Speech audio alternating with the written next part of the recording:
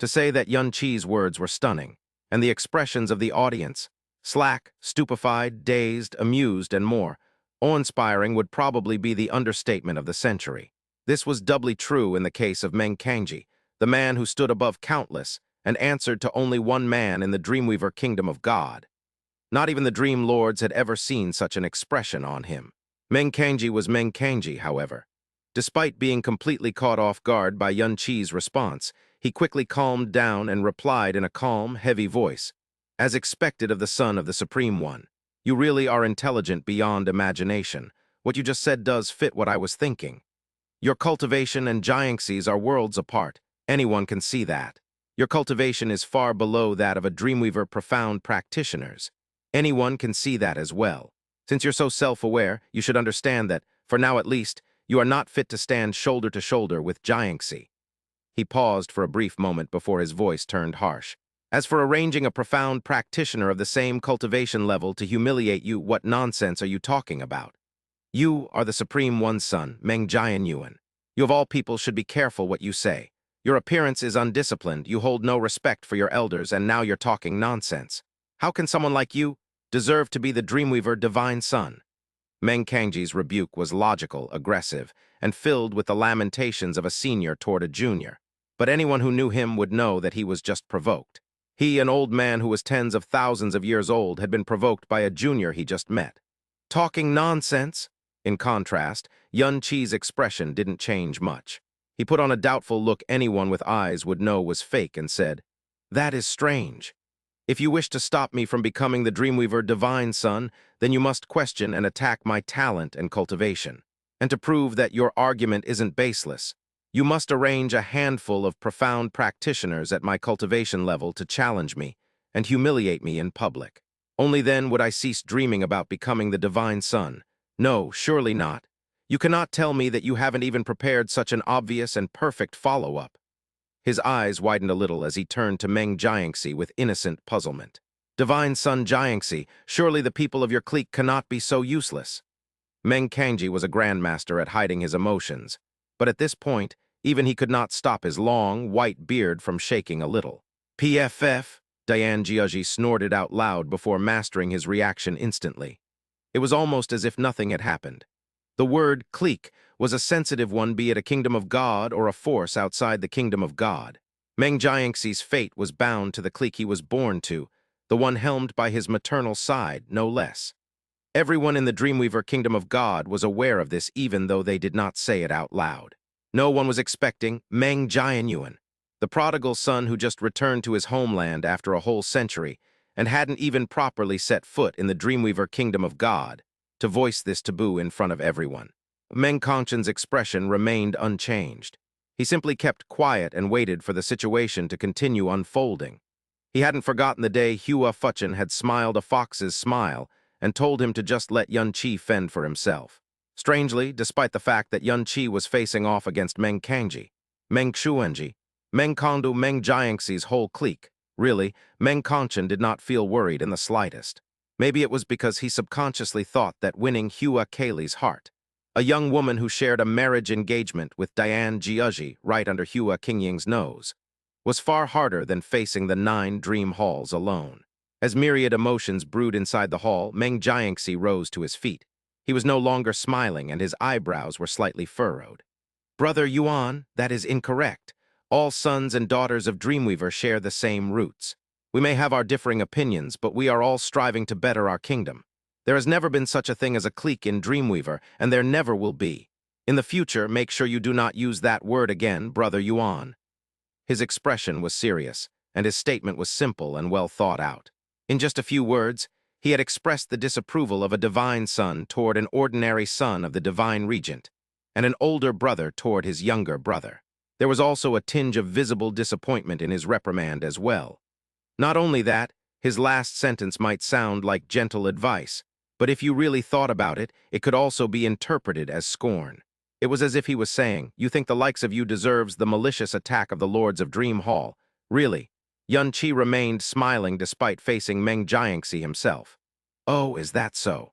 Then Yun Chi suddenly raised his hand and pointed toward the crowd.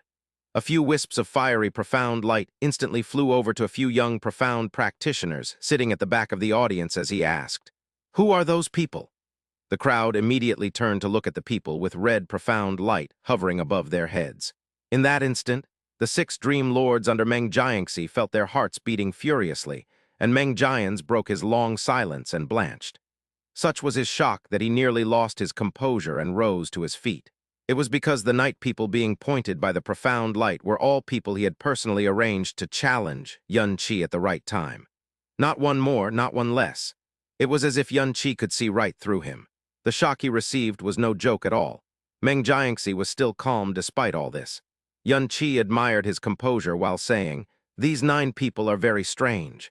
While the divine regent, the chief lord, and the other dream lords were exchanging conversation, everyone was paying close attention except these 9. Every time their gazes brushed past me, I could clearly feel them recoiling and cringing as if afraid of something.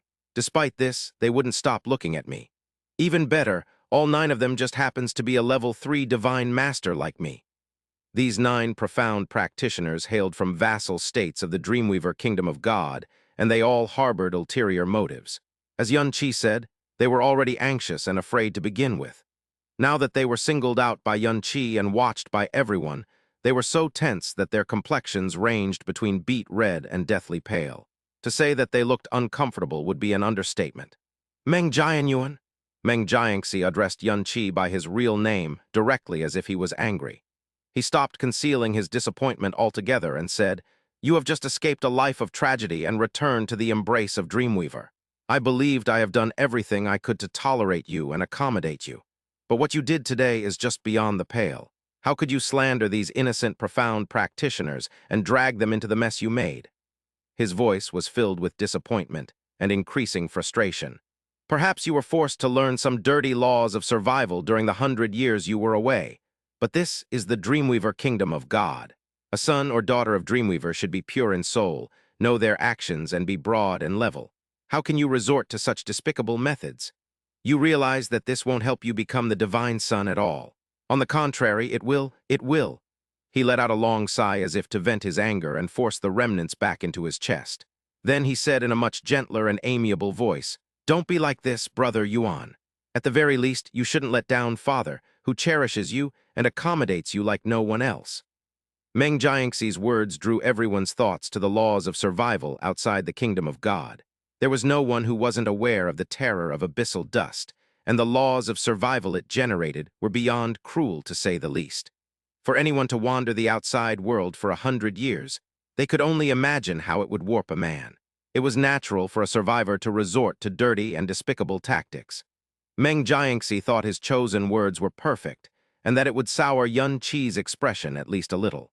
However, he quickly found himself disappointed because Yun Qi's smile hadn't diminished in the slightest. Not only that, he was astonished to find a bit of jarring disdain creeping onto his smile. "Clap, clap, clap. Well said," Yun Qi praised while clapping his hands. "Do make absolutely certain that you remember what you just said, divine son Jiangxi." While Meng Jiangxi was talking, Meng Jians had finished communicating with his pawns via sound transmission. He chose this moment to stand up and say loudly, "Your Highness, all of Dreamweaver knows of your magnanimity and great self-cultivation.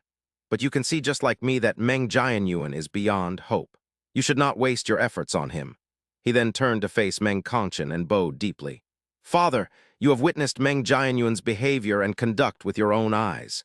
He has no ethics, no culture, and no respect for anyone. It is bad enough that he disrespected his elders, but he even slandered his highness and the Dream Lords right in front of you.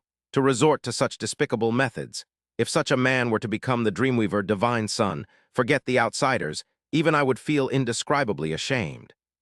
Yun Qi side-eyed Meng Jians for an instant before putting on a look of realization and wonderment. "Oh, you're Meng Jians, the one they call the #1 dog of Meng Jiangxi. Well met, legend, well met. How do you anger the son of a divine regent in one breath? That was how." Meng Jian's smooth, pale face began turning red, blue, then purple at an unbelievable rate right before everyone's eyes. Meng Jians knew he needed to maintain his composure, but the blood rushing jetting into his skull still caused him to growl out, "Meng Jian. Yuan, you."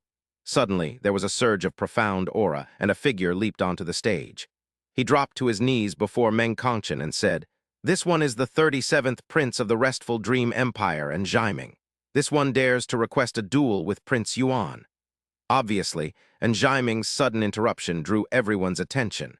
He was also one of the 9 people whom Yun Qi pointed out with his profound energy earlier. His voice was hoarse, and he was trembling from head to toe. His head was bowed so deep it was almost touching the floor. Despite this, he had openly challenged a prince who was about to be conferred a divine son. Meng Kongchen afforded Njiming his side eye and asked, "Why?" "Divine Regent," Njiming kept his head bowed. "I am just a prince of a small nation, but even small people have their own dignity.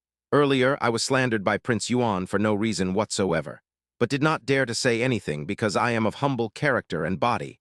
However, my imperial family owes Prince Jian's a huge favor, and Prince Yuan dared to belittle him. I can tolerate a baseless slander, but not the vile words against my benefactor.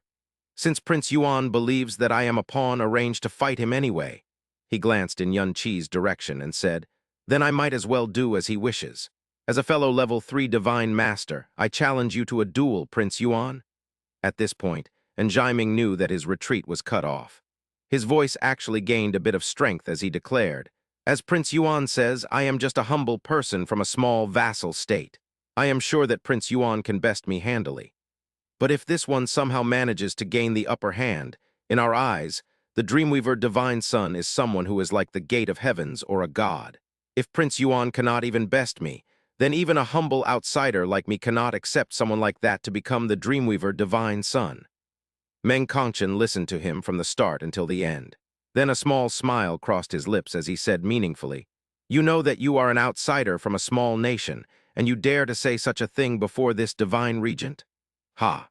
You may be humble, but your gall rivals that of the heavens." And Jiming remained kneeling, afraid to move even a muscle. Meng Jiangxi's heart and soul skipped a beat, however. Meng Kongchen did not wait for a reaction from Jiming. He turned to Yun Qi and asked, "What do you think, Yuaner?" Yun Qi gave him a small nod and took 2 steps toward Njiming. He said while sending a gust of profound energy toward the prince, "Njiming is it." Rise, before Njiming knew it, a gust of profound energy had lifted him to his feet. When he looked up, he found himself coming face to face with Yun Qi. Your attire and ornaments are all very luxurious, and your profound energy is quite pure. You must enjoy plenty of high-level resources to make it to this level. I don't think you would dare to take such a huge risk just for a shot at a better future and opportunity." Letter 1D5F3, letter 1D69B, letter 1D6AT, letter 1D6AT, letter 1D604, letter 1D556. Letter 1D5F0, letter 1D560, letter 1D426. Yun Qi looked Njiming up and down without a care while prattling away seemingly without aim. "Your eyes are clear and pure, as expected of a prince born in an imperial family. You probably lead a smooth life with little difficulty, and someone like you probably has a fairly clean record. This means that it is unlikely that you have a fatal weakness that someone could use to manipulate you. In that case, there is only one possibility left." Yun Qi narrowed his eyes a little. "Speak. Which one of your family or friends was taken hostage? Or perhaps you were threatened with the fate of your entire imperial family?" And Jiming visibly shook once, and his pupils contracted for a brief instant. He forced himself to remain calm and retorted, "What hostage? I don't understand what nonsense you are spouting, Prince Yuan." "Ha ha ha." Yun Qi burst out laughing as if he heard a funny joke. "Do you truly not understand what I'm saying, or are you just pretending not to understand?" He abruptly ripped his gaze away from Njiming and declared in a profound, energy-empowered voice that shook the sky, "I may have gone missing for 100 years and lost my past, but the dreamless divine regent's love for me hasn't diminished one bit. Despite knowing that he would face fierce opposition and pressure, he still chose to make me the divine son. Anyone can tell how much he loves me from this alone. That is why even the clique that opposes my conferral the most, Meng Jiangxi's clique, has no choice but to send their own dream lords to voice the opposition. After all, who else beneath this level would be stupid enough to touch the dreamless divine regent's reverse scale?" Once again, Meng Jiangxi's heart and soul skipped a beat, and this time his eyebrows were furrowed as well. Yun Qi gave him no room to interject, however. "As for you," Yun Qi turned his gaze back to Njiming, "you are a little prince of a little vassal state, and you dared to object to the dreamless divine regent's wish to confer as a divine son to his face. Few, audacious would be too weak a word to describe your gall. I am sure you understand that it takes but the flick of a finger, literally, for the divine regent to wipe out your imperial family and even your nation, right? And Jaiming clenched his hands tightly and trembled like a leaf. You did this anyway despite knowing the potential consequences, so you could only have been forced into it. The corners of Yun Chi's lips curled up a little as he continued unhurriedly. Someone forced you to challenge me, a soon-to-be divine son, as a vassal state profound practitioner. If I accept this challenge, and you, a fellow level 3 divine master from a vassal state, succeed in defeating me, it would be an unforgettable brand of shame on my person. Even the dreamless divine regent would find it difficult to confer me a divine son. If I reject your challenge, then I am a coward who did not even have the courage to answer the challenge of a vassal state profound practitioner at my cultivation level. I wouldn't deserve to be the Dreamweaver divine son either, right? Tusk. Yun Chi shrugged and shook his head. What a cheap and pathetic tactic. A So one would be able to see through this in one glance, and a donkey would be able to tell who the one behind this move is. As for those shoddy reasons you gave me, heavens, even a sow would shake its head in disbelief. Oh wait, you had to come up with a new excuse because I exposed your original excuse. So sorry to trouble you so. With that said, he swept his gaze across countless stupefied faces and asked in a voice of dumb innocence, I mean, it is obvious, right? Surely there isn't a single person at this venue who hasn't seen through it, right? No one answered him, and everyone was wearing strange expressions on their faces. As Yun Chi said, there wasn't a single person here who did not know who the one person was who did not want Meng Jianyuan to become a Dreamweaver divine son the most. It was the same for the chief lord, Meng Xuanji, everyone in Meng Jiangxi's clique. It was impossible not to know after Yun Chi had laid it out as clearly as it could possibly be. The tactic Meng Jiangxi's clique was using was very simple. However, it was also very effective. The fact was that Meng Jianyuan had just returned to the Dreamweaver Kingdom of God 7 days ago, and his cultivation was only Divine Master Realm. He did not possess a lick of foundation or loyalty from the kingdom, and so did not deserve to be conspired against meticulously. If anything, some might argue that they were already too much.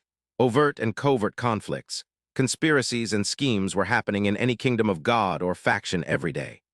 However, no one imagined that this Meng Jianyuan, who seemed to have fallen out of the sky, would rip open this loincloth completely and bare the ugly private parts for everyone to see.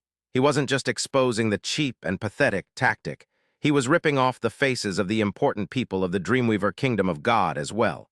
No scruples, no mercy, no leeway. Meng Jianyuan. Meng Jiangxi rose to his feet. At this point, he had to show anger even if he didn't want to. He glared at Meng Jianyuan and yelled, Are you implying that I'm doing all this? Oh, no. Yun Chi hurriedly denied the accusation. I'm not implying, I'm telling you that you are the one behind this.